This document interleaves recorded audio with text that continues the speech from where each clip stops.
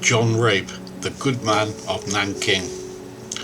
John Heinrich Detlef Rabe, who lived from November 1882 until the 5th of January 1950, was a diplomat and businessman best known for his efforts to prevent war crimes from taking place during the Nanjing Massacre committed by Japanese soldiers in late 1937.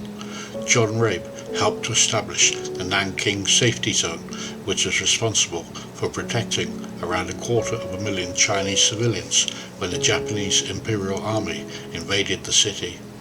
Rabe had been sent to China as an official German representative in the US European Quarter in Nanjing, the then capital of China. John Rabe served as senior chief of the diplomatic mission at the time of the Japanese attack on the city.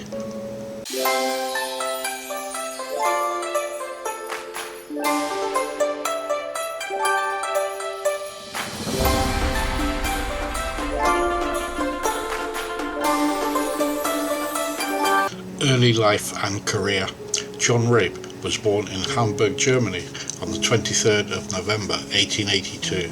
His father died whilst John Rabe was still a young child, and he eventually pursued a career in business, working in Mozambique for a British company from 1903 until 1906.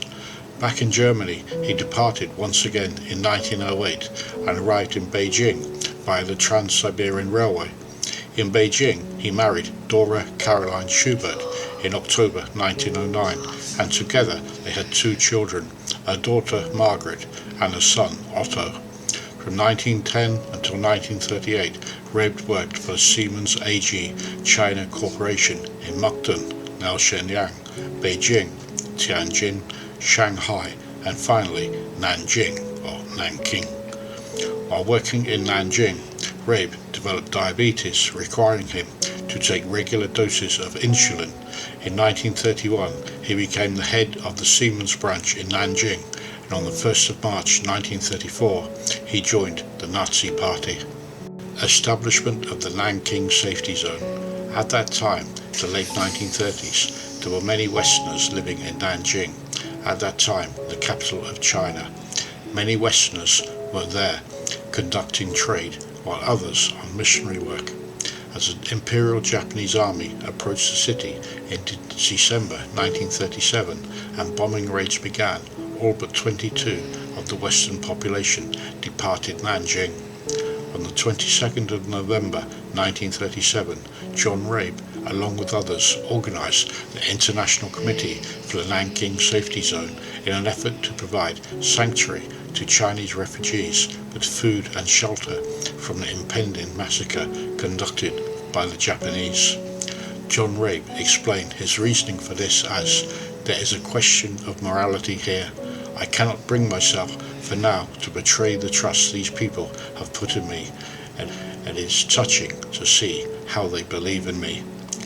The safety zones were located in all of the foreign embassies and at Nanjing University.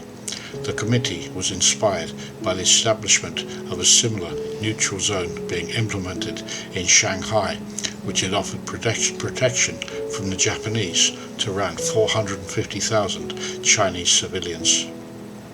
Rabe was elected leader of the committee partly because of his status as a member of the Nazi Party, in addition to the German-Japanese bilateral anti-Comintern pact. The safety zone was created in the western part of the city, with the Japanese government agreeing not to attack those parts of the city that did not contain Chinese military forces. The mayor of Nanjing, Ma Chao-chun, ordered all Chinese citizens not fleeing the city to move into the safety zone before he fled the city.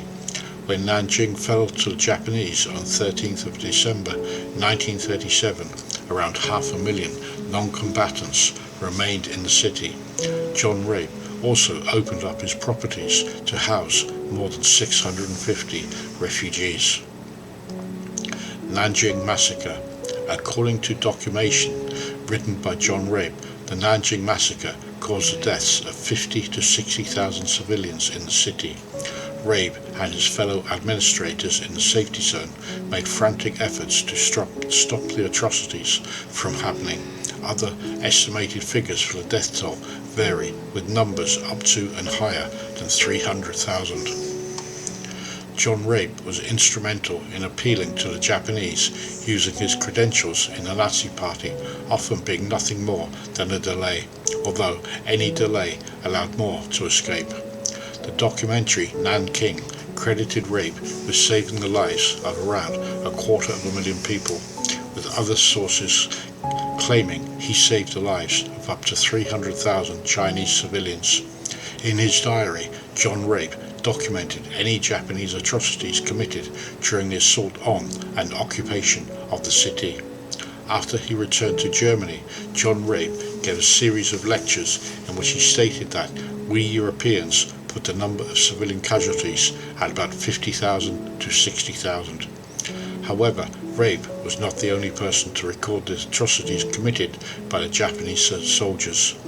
By December of 1937, after the defeat of the Chinese, Japanese soldiers often went house to house in Nanjing, shooting any civilians they encountered. Additional evidence of those atrocities emerged from diaries kept by Japanese soldiers, in addition to journalists appalled at what had happened in the city. John Rabe summarized the conduct of Japanese soldiers in Nanjing in the following manner. I've written several times in this diary about the body of the Chinese soldier who was shot while tied to his bamboo bed and who is still lying unburied near my house.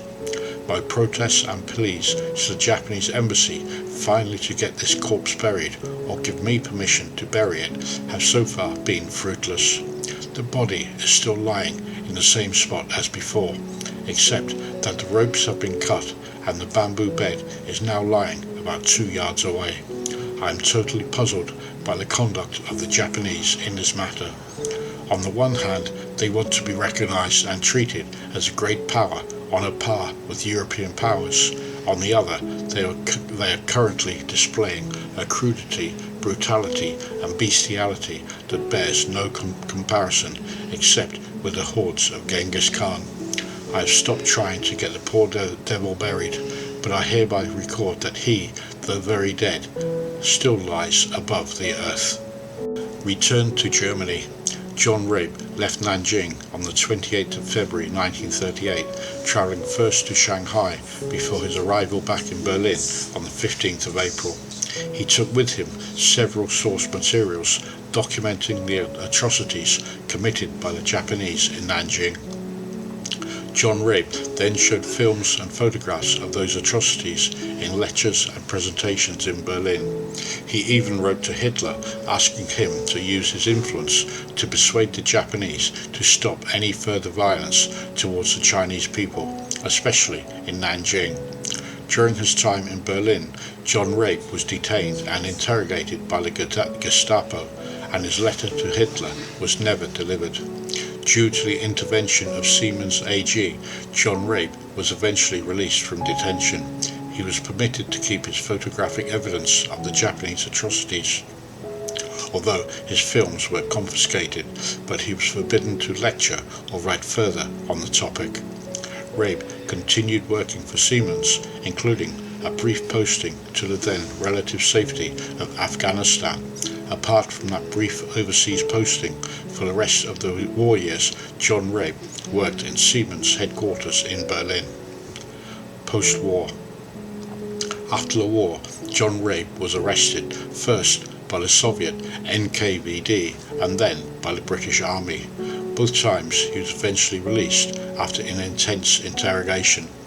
He continued working sporadically for Siemens before he was denounced by an acquaintance for his membership of the Nazi Party, losing the work permit he had been given for employment in the British zone of occupation in Berlin. John Rabe then had to undergo a lengthy process of denazification, with his first attempt rejected before he was eventually given permission to work again. His savings were depleted in legal proceedings to be permitted to resume working. During the time he was unable to work, Rabe and his family were reduced to living in a one-room apartment, and they survived by John Rabe selling his collection of Chinese art. The British formally declared he was denazified on the 3rd of June 1946, but the family continued to live in poverty. His family lived on wild seeds, soup and dry bread. In 1948, citizens of Nanjing learned of his dire circumstances and raised a sum of money to be sent, totaling $26,000 at 2025 rates.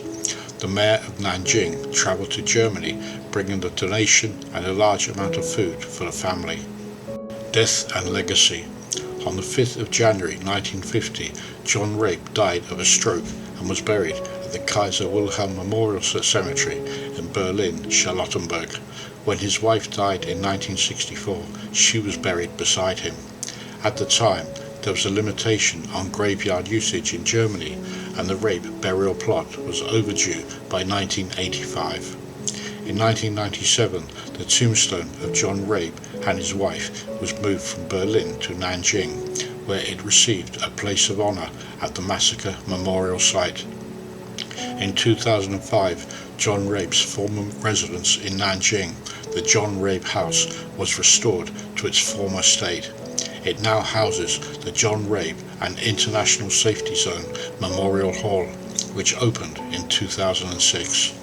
The couple's grave at the cemetery in Berlin was re-erected in October 2013 with an inauguration memorial ceremony held on the 12th of December 2013 with his grandson Thomas Rabe and the Chinese ambassador in Germany in attendance. War diaries and portrayals in film.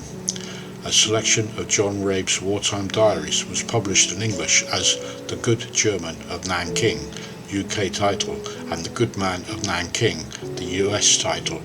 The role of John Rabe has been portrayed in several movies from 1995 through to most recently in 2009. That brings us to the end of this video, highlighting a period of Chinese history from the mid-20th century from the point of view of a German citizen living in China at that time, and a character that was instrumental in informing the world of the atrocities being committed upon the Chinese people by the Japanese after invading much of Southeast and East Asia during the period leading up to and during World War II. If this video has helped you in your understanding of past historic events here in China, then your subscribing to my channel would mean a lot to me. Thank you for watching. Make sure you click on the link to the next video, and until the next time, goodbye for now.